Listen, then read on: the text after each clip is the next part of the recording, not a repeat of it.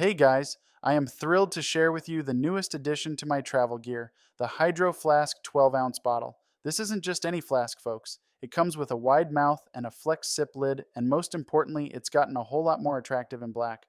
I've heard so many good things about Hydro Flask bottles. I thought, let's see if it lives up to the hype. They say that these bottles are not just a great container for keeping your beverages just the way you want them. You're also contributing to a greener earth by reducing the use of plastic bottles.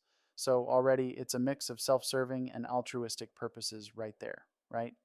Since unboxing it, I've taken it on hikes to my office and even just on errands. The insulation is amazing. I've had iced coffee in there that stayed cold for hours. And the lid, no leaks whatsoever, which is a win for me. So, what's the verdict? Well, I'm glad you asked. The Hydro Flask 12-ounce wide mouth bottle has proven its worth. Meeting all my expectations and going beyond, it offers convenience, style, and functionality. Plus, drinking from it feels satisfying knowing I'm partaking in a green initiative.